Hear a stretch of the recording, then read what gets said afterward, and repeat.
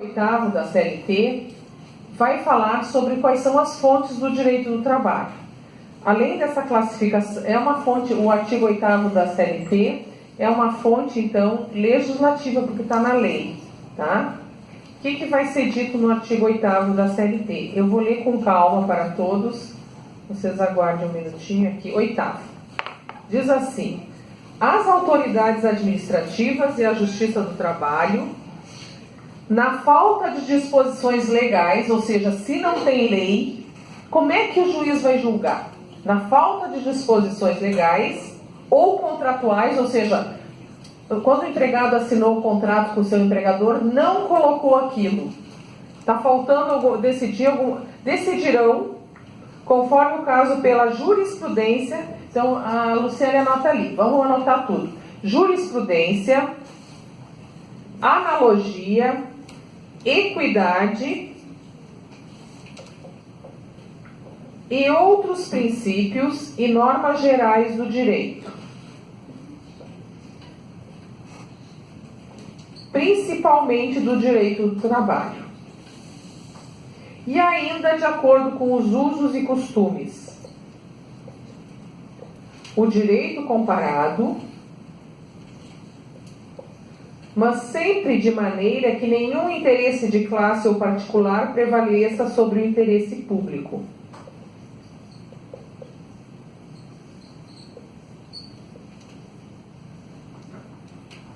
Bom, então vamos ver. O que diz ali? Se não tem lei e também não está no contrato, como é que o juiz vai julgar? Ele vai ter que criar, então, jurisprudência, tá? Pela jurisprudência. O que é a jurisprudência? É a decisão, então, do Poder Judiciário.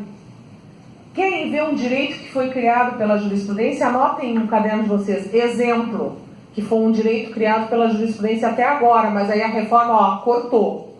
Até a reforma a gente tinha as horas em itinere, que eu já vou explicar o que é, como um direito criado pelo TST. O que são as horas em itinere?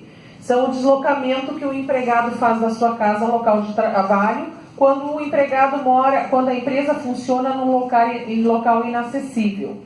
Isso foi criado pela jurisprudência.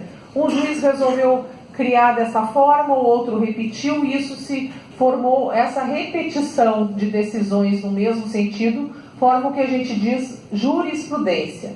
Então, a jurisprudência, até agora, ela poderia ser usada como fonte de criação do direito, tá? Mas, agora, o parágrafo 2º do artigo 8º está dizendo o seguinte, que as súmulas e as jurisprudências do TST não podem restringir direitos que já existem, não podem limitar, mas também não podem criar. Esta opção criativa, a Justiça do Trabalho recebeu uma limitação, não pode ficar criando direitos onde não tem lei pela jurisprudência.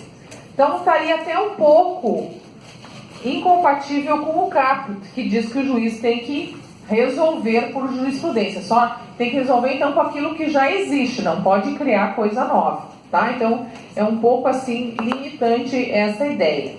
E depois diz assim no parágrafo 3º do artigo 8º, ainda lendo o artigo 8º, no exame de convenção coletiva ou acordo coletivo, a Justiça do Trabalho analisará os elementos essenciais no negócio jurídico, ou seja, se as partes são capazes, se o objeto é lícito e se o conteúdo está de acordo também com a própria legislação, tá? Bom, então a jurisprudência levou, digamos, uma pequena derrocada, né? Como fonte do direito, mas ela existe. Ela é muito importante, a jurisprudência, por exemplo, no direito internacional. Alguns direitos se criam com base na jurisprudência dos estados.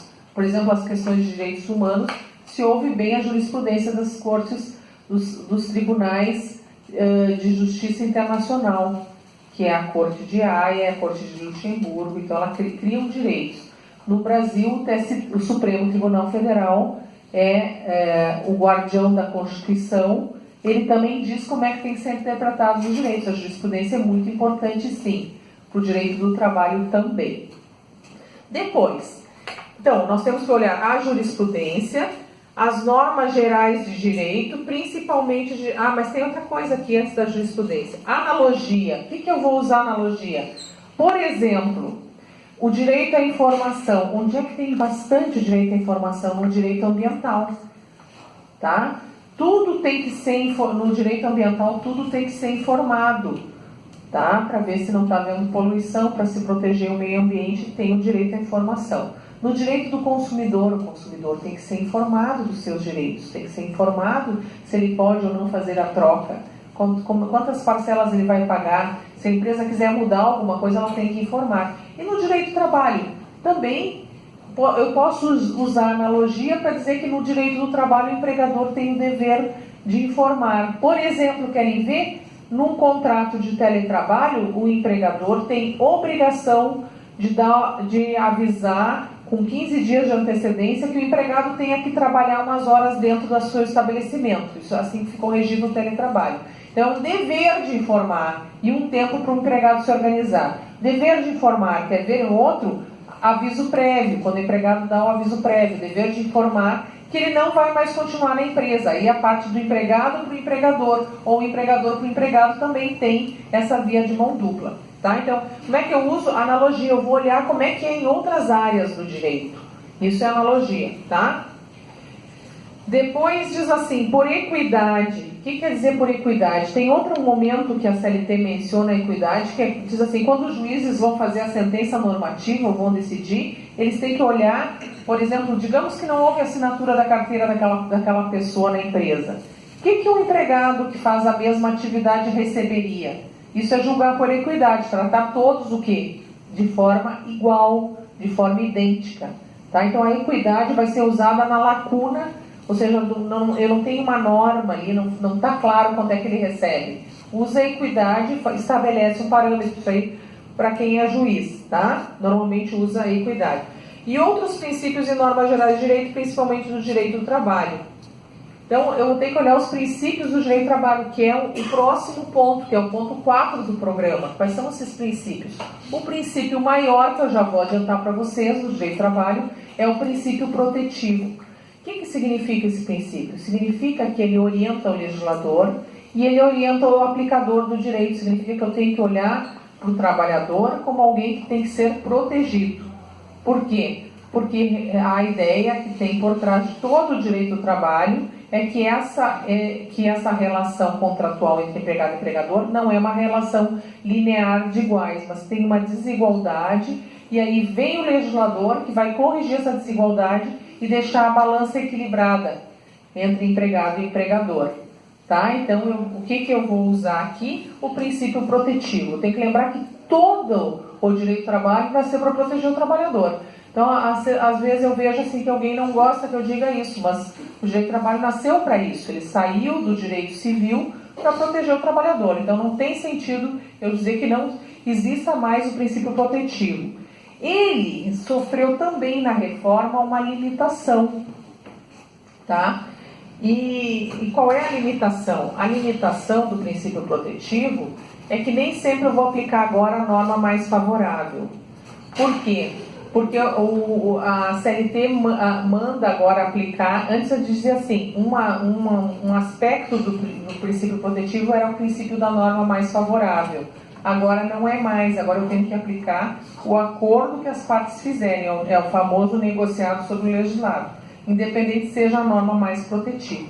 Mas esse princípio da norma mais favorável permanece, por exemplo, nas convenções da OIT. Essa sobre o trabalho doméstico, que eu mencionei, que entrou em vigor em fevereiro de 2018, diz assim: se não houver legislação nacional mais favorável, norma mais favorável, se aplica essa convenção. Entende? Então, assim, a norma mais favorável pode ter sofrido uma limitação no direito interno, mas não no direito internacional. E eu acho ainda que ela é compatível também com o nosso sistema. O princípio protetivo também tem um outro desdobramento, que é a norma mais favorável, tem a condição mais benéfica. O que é a condição mais benéfica?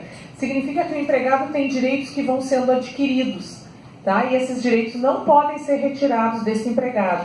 Então, por exemplo, o regulamento da empresa que é mais favorável só pode ser aplicado se houver modificação que, para diminuir direitos, para aqueles empregados que vierem depois, não para aqueles que já estavam na empresa há bastante tempo, tá?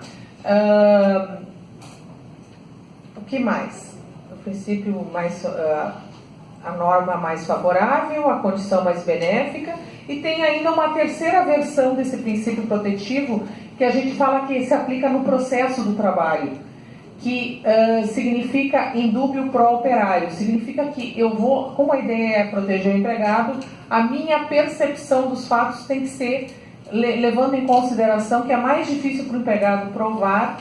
Quem tem a prova normalmente dos cartões pontos, ou a documentação é o empregador, então ele também fica mais fraco na parte probatória.